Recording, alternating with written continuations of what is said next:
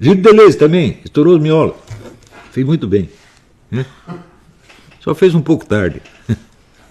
Se fizesse antes de escrever aquelas coisas, todo teria ajudado muita gente. Talvez não haja a palavra que tenha sido, nos últimos tempos, tão mal usada e seja fonte de tantas confusões mal percebidas do que a palavra ideologia. Então, ou existe a possibilidade de uma diferenciação entre o que é o pensamento ideológico e o que é um pensamento não ideológico, seja científico ou qualquer outra coisa, ou não há. Do ponto de vista marxista, realmente não há, porque, de acordo com o marxismo, todo pensamento é ideológico, então, inclusive ciência. Então, todo pensamento expressa um interesse de classe. Ou é o interesse da burguesia, que é o interesse egoísta, que visa somente o benefício dela, ou é o interesse do proletariado, que, segundo Karl Marx, representa a totalidade da espécie humana, então é uma ideologia altamente benéfica. Como todo pensamento é ideológico, então não adianta tentar fugir da ideologia, e o negócio é tentar ser o mais ideológico possível. E o que é o ideológico? O ideológico é o pensamento no qual não há uma distinção, pelo menos uma distinção clara, entre a teoria e a prática. É um pensamento que já é, por si mesmo, uma espécie de prática política. Se o ideólogo diz que as coisas são assim ou assado, não é porque objetivamente ele acredita que as coisas são assim ou assado, mas porque dizer isto faz parte da estratégia de luta em vista dos seus objetivos. Tá certo? Então, isso quer dizer que a palavra ideologia, tal como usado por alguém, um comunista, alguém influenciado pelo pensamento marxista, é uma palavra que você não tem nunca como discutir se esse uso é correto ou incorreto, porque, na verdade, todos os usos são ideológicos e, portanto, todos eles, desse ponto de vista, são corretos. Existe, por outro lado, dentro de uma ideologia científica ou cientificista, que é especialmente o positivismo, mas também, em parte, o pragmatismo, né, a ideia de que o discurso científico, baseado na observação e mensuração dos fatos, não é ideológico, ele é completamente diferente da ideologia. Então, todo o universo tecnocientífico está fora do pensamento ideológico. Não é preciso dizer que isso também é uma ideologia, evidentemente. Você dizer que tudo é ideológico, é ideologia. E você dizer que tem uma parte que não é ideológica de maneira alguma, também é ideológico. Não é isso? Quer dizer, no caso do pensamento positivista, o interesse de classe que está por trás dessa ideologia é, evidentemente, o interesse da própria classe tecnocientífica. Não é isso? Que, através desta ideia, adquire, vamos dizer, uma autoridade supostamente acima do pensamento ideológico. Se você tem uma dissensão ideológica, você pode entrar com a palavra da ciência e da tecnologia e arbitrar aquela questão num terreno onde é possível a confrontação objetiva dos dados. Na verdade, essa definição é idealística, na verdade, porque se nós podemos conceber uma diferença entre o pensamento ideológico e o pensamento científico, bom, nós podemos conceber verbalmente, na definição desses dois empregos da palavra. Mas, na prática, essas duas coisas andam muito misturadas. Mas, hoje em dia, quando você tem estudos também científicos a respeito da composição da classe acadêmica, tá certo? E de como ela luta pelos seus interesses e como ela busca possuir o monopólio do conhecimento, marginalizando todos que não estejam na profissão, hoje em dia é muito fácil você perceber que esta pretensa distinção radical entre pensamento ideológico e pensamento científico é apenas ideológica e não científica. Né? Por outro lado, se nós dissermos que nunca há uma distinção, então caímos na regra marxista e tudo é ideológico, inclusive aquilo que estamos dizendo nesse momento. Então, o problema do marxismo é que ele elimina o problema antes de ter tentado resolvê-lo. Se você já parte do princípio que tudo é ideológico, bom, então não há por que você distinguir entre o pensamento ideológico e o pensamento que é qualquer outra coisa. Mas podemos, para além ou por cima dessas confusões todas, é possível colocar de uma maneira sensata, não digo científica, mas pelo menos sensata, racional, a questão da diferença e das relações entre pensamento ideológico e não ideológico? A minha resposta é sim, porque existem critérios objetivos de diferenciação. Se você nota esses traços, então você pode diferenciar claramente se se trata de um pensamento ideológico, ou científico, ou teológico, como qualquer outro tipo que você queira. Tá certo? Então, o primeiro traço é o seguinte: a palavra ideologia foi colocada em circulação por Napoleão Bonaparte, né? E ele usava o termo de maneira pejorativa. Les idéologues, para ele, eram um monte de desocupados que viviam especulando sociedades ideais e que nunca iam ter nenhuma interferência real no curso das coisas políticas, né? Então era exatamente o contrário do que ele era. Ele não tinha nenhum modelo de sociedade ideal na cabeça. Ele ia misturando as coisas conforme, num determinado momento, elas lhe pareciam viáveis ou inviáveis, sensatas ou insensatas. Né? Tanto que se você perguntar, bom, Napoleão era a favor da Revolução Francesa ou contra? Não dá para você responder. Sob certos aspectos ele era a favor, sob outros ele era contra, e às vezes mudava. O que ele condenava numa época, ele aprovava na outra. Certo? E era, evidentemente, um homem de um realismo cínico que não combina a rigor com o discurso ideológico. Né? Então, quando ele dizia assim, coisas como, quando fizeram lá um plebiscito a respeito de alguma coisa, ele inventou um resultado fictício e, em vez do resultado real, divulga esse resultado aqui, como o Lula fazia, né?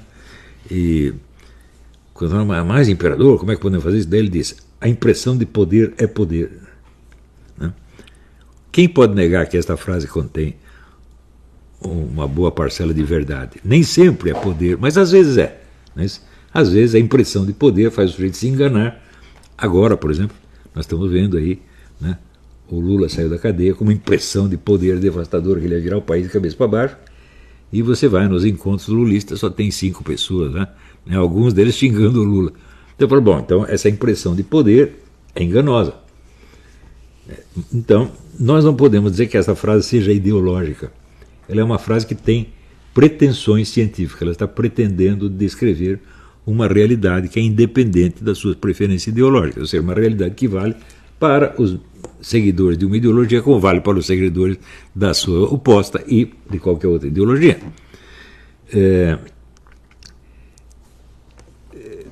Também, se você estuda a história de Napoleão Bonaparte, você vê que o que ele mais detestava é essas fórmulas ideológicas gerais. Ele nunca se interessou por isso. Um modelo de sociedade boa, o que deveria ser, os direitos do homem, tudo isso para ele era uma coisa totalmente vazia. Mas, se você observa os princípios de estratégia e tática que ele usava nas batalhas, você vê que tudo aquilo era estritamente científico. Ele estava agindo como um cientista experimental. Ele não estava fazendo as coisas porque achava bonito, porque isso ia levar a um mundo melhor. Não, mas porque era assim que se venciam as batalhas. E ele só começou a perder quando ele mesmo foi infiel aos seus princípios, como é o caso da invasão da Rússia. Né? Ele invadiu a Rússia baseado numa ideia muito errada que ele tinha a respeito dos russos, que ele desprezava, os russos achavam que era um bando de idiota. Na verdade era um preconceito racista, se você pensar bem.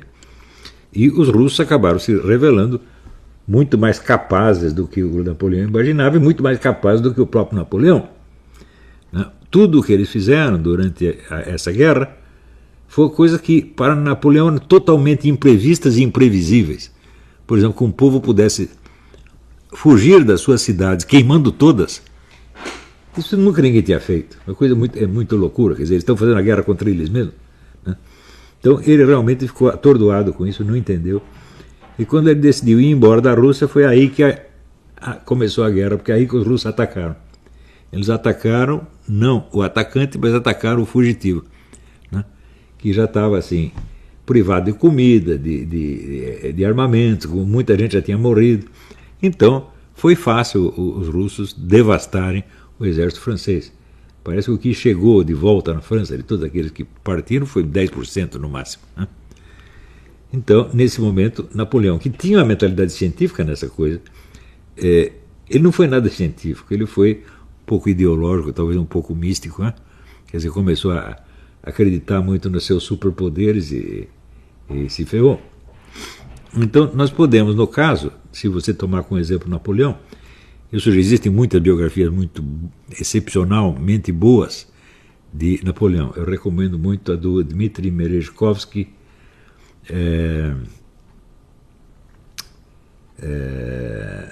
sobretudo a do historiador inglês Andrew Roberts. Eu acho a melhor que existe. Andrew Roberts está vivo ainda, né? Existem muitas outras.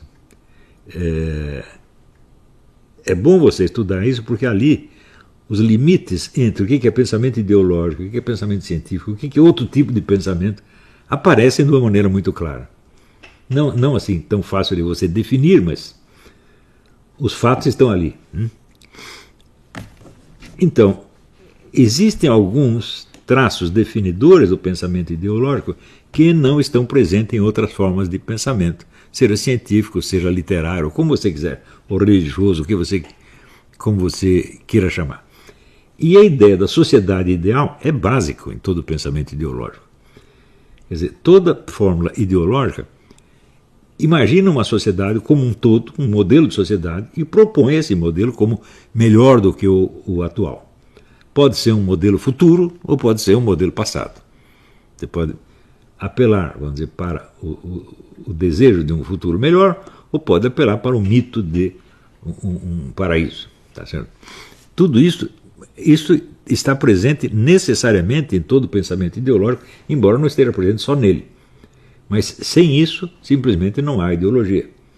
Então, se você pega um autor, por exemplo, que critica ou aprova determinados elementos, determinados aspectos da sociedade presente, sem compará-la com um modelo ideal e sem propor nenhum modelo melhor, esse pensamento não é ideológico de maneira alguma. Ele pode ser a favor ou contra algumas coisas, pode ser um pensamento pode ser tanto um pensamento científico quanto apenas um pensamento jornalístico ou literário ou apenas uma opinião pessoal, isso não interessa, mas ideologia não é. Então, este critério objetivo permite você saber se você está discutindo com um ideólogo ou com alguma outra coisa.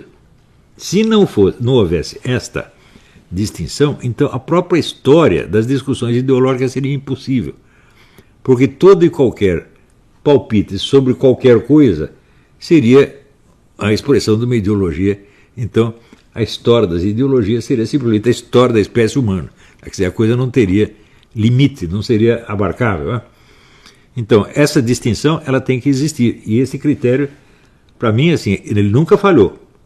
Mas, para o sujeito que é de formação marxista, mesmo essa distinção falha. Por quê?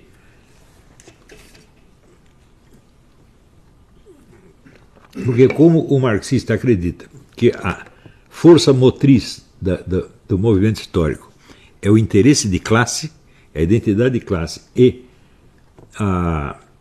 como é que se diz? A identidade de classe e o interesse de classe, então o interesse de classe existe por trás de tudo o que se faça ou diga, de maneira consciente ou inconsciente. Então, se o sujeito está, por exemplo, se ele critica só uma coisa, ele falou mal, por exemplo, sei lá, do preço das passagens de ônibus, ou do preço da carne, né? Ele nunca deu palpite nenhum sobre política, ele dá um palpite sobre aquilo. Então, o marxista pode associar essa ideia singular a todo um quadro ideológico pré-existente, que é o quadro da classe a que ele pertence. A que ele pertence realmente ou idealmente. A que ele pertence por estar nela sociologicamente, economicamente, ou a qual ele pertence por identificação. Quer dizer, o sujeito não precisa ser um burguês economicamente para ter a ideologia burguesa. Né? Senão seria impossível você acusar, por exemplo, como acusaram o poeta Boris Pasternak, de ser um seguidor da ideologia burguesa. Não tinha ideologia nenhuma para ele, não tinha burguesia nenhuma para ele seguir, e ele nunca tinha sido um burguês na vida. Tá certo? Mas, por analogia, né, você pega determinadas ideias e vê que analogicamente elas poderiam se encaixar idealmente num quadro total de uma sociedade tida como ideal, por exemplo, a sociedade liberal burguesa, tá certo? Se aquilo que você diz combina vagamente com o que os defensores do liberalismo burguês dizem, então você passa a ser um liberal burguês, ainda que você nem os conheça. Então, aí, este truque retransforma em ideologia coisas que não são ideologia de maneira alguma. Não são e nem poderiam ser. Porque quando não há uma proposta de sociedade, então o pensamento perde a sua função ideológica, que é a função de mobilizar pessoas para lutar por uma causa. Está entendendo? Quer dizer, se você não está apontando causa nenhuma, né, então você evidentemente não tem ideologia. Quer dizer, você falar mal ou bem de coisas isoladas, né, vamos supor, por exemplo, eu falei muito mal das universidades brasileiras. Agora pergunta para mim, qual é a universidade ideal? Como deveria ser organizada? Eu respondo, não tenho a menor ideia. Não é porque eu não sei a solução de um problema que eu estou proibido de dizer que o problema existe. Então, essa objeção é inteiramente absurda, porque equivaleria a dizer que você só tem o direito de diagnosticar as doenças para as quais você já tem um tratamento eficaz. Se você não tem a cura da coisa, então você não pode diagnosticar. Em suma, não poderia haver doenças ainda não curáveis. Então você vê, por exemplo, nós estamos falando de AIDS há 40 anos e ainda não tem uma cura correta, né? Então basta isso para provar que essa ideia de que tudo é ideológico é um negócio furado, né? Então, este critério permite você saber se você está discutindo com um ideólogo ou com outra coisa qualquer. O ideólogo pode estar muito certo no que ele diz e o outro pode estar falando um monte de besteira, mas isso não os torna iguais. Quando, por exemplo, decidiram rotular a mim como ideólogo do governo Bolsonaro, é claro que estão mentindo, e estão mentindo porque não sabem o que é ideologia. Uso o termo em sentido ideológico, uso o termo ideologicamente, ou seja, uso o termo como arma de uma luta política e não como um instrumento descritivo. Quem quer que conheça os meus escritos sabe que ali de ideológico não tem nada, pode ter muita coisa subjetiva, ideia, pode ter até ideias absurdas, né? Eu mesmo, quando leio coisas que eu escrevi muito tempo atrás, acho que tem muita coisa absurda, tá certo? Mas ideológico isso não é, né? O que não quer dizer que o pensamento da direita, entre aspas, não seja ideológico. Claro que é, né? Mas em que medida o meu pensamento pessoal coincide com um treco chamado pensamento da direita, né? Então você veja, por exemplo, a direita tem elementos como o Rodrigo Cocó, o Lowostão, né? o Arruinaldo Azevedo, não é isso? O Diego Rox, que o outro chama de como é que se diz? Vera Verão, não é isso? Todos esses são da direita, não é isso? O que o meu pensamento tem a ver com o deles? No entanto, houve um sujeito na universidade que vou estudar o eurocentrismo do Olavo de Carvalho. Então, no material que ele colhe, né, tem lá textos do Diego Rox, discursos do Cabo Daciolo, tudo isso aí para ele é o pensamento do Olavo de Carvalho. Por quê? O Olavo de Carvalho está na direita, então ele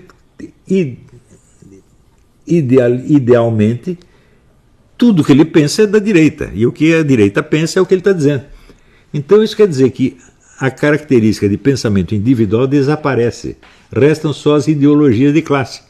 E classificar você nesta ou naquela ideologia de classe é a única atividade intelectual que existe. É a única coisa que esses idiotas aprenderam a fazer na faculdade e fazem isso o tempo todo. A redação inteira da Folha só faz isso, a redação inteira do Globo só faz isso. Esses professores universitários, como é? O Donkey, Christian Donkey, né? Todos eles são assim. O Cagado, todos eles são assim. Isso é um bando de analfabeto que nunca sequer examinou o problema da ideologia. Pior, isso acontece também porque o sujeito entra na faculdade, ele recebe logo uma injeção daquilo que aos professores parece ser a última moda do pensamento. Por exemplo, era a última moda nos anos 60. Você chegava lá e recebia uma injeção de Michel Foucault, desconstrucionismo, né, os novos filósofos, etc., etc., sem você ter toda a retaguarda da história do pensamento que levou àquilo. Então isso quer dizer que elementos que são puramente casuais e que podem ser temporários adquirem aos seus olhos o valor de critérios universalmente válidos. Então esse negócio, por exemplo, o cara usou um negócio que ele chama de sei lá, ele inventa o nome do método que ele disse ter sido inventado por Michel Foucault. Isso para ele é tudo, é o conjunto. Né? Então, se você perguntar o seguinte, olha, você me mostre um único exemplo de aplicação bem-sucedida do método do Michel Foucault ao que quer que seja. Isso nunca houve. Uma aplicação bem-sucedida do método deveria levar a resultados cientificamente válidos. Mas se você mesmo começa por dizer que não há métodos cientificamente válidos, que tudo é ideologia, né? E que tudo, no fim das contas, é subjetivo, então por que nós vamos discutir com você? Discurso de poder. Tudo, assim, onde o marxismo dizia que tudo é interesse de classe, o Michel Foucault dizia que tudo é a luta pelo poder.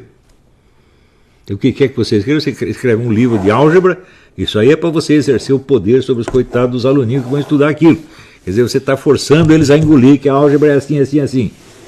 Então, bom, claro, tudo que existe no mundo tem um aspecto de luta pelo poder. Como tudo que existe no mundo tem um aspecto de realidade física, tem um aspecto de sexualidade, tem um aspecto de estético. Ou seja, são traços que estão presentes em tudo, mas não estão presentes na mesma quantidade. Por exemplo, você pode pegar um saleiro na cozinha e dizer que ali existe algo de sexualidade. Porque o sal simboliza também aquilo que é, quer dizer, picante, atrativo. Então não tem sexo ali? Tem, dentro do saleiro tem sexo. Agora, daí você pega uma mulher pelada e põe na garrafa. Bom, aqui no sal tinha alguma sexualidade, mas não tanto quanto na mulher pelada, meu Deus do céu. Então, usar essas coisas, né, que estão presentes em vários fenômenos diferentes e reduzir esses fenômenos àquela coisa é um truque assim de picareta, de vigarista. A obra inteira do Michel Foucault é isto. Mas você entra com 18, 19 aninhos, você entra na faculdade, toma lá o livro do Michel Foucault, você vai ficar impressionadíssimo. Né? O Michel Foucault, quem resolveu o problema dele foi o Pierre Magnard, que foi colega dele, e disse, olha, simplesmente, ele era louco, ele era um doente mental, porra.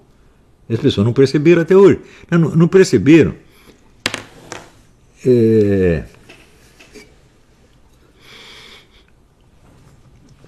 Nem o outro lá que se matou a mulher e se matou. O Althusser, Luiz Althusser.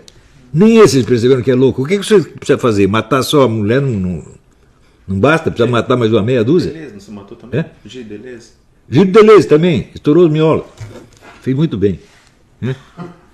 Só fez um pouco tarde. Se fizesse antes de escrever aquelas coisas, todo teria ajudado muita gente.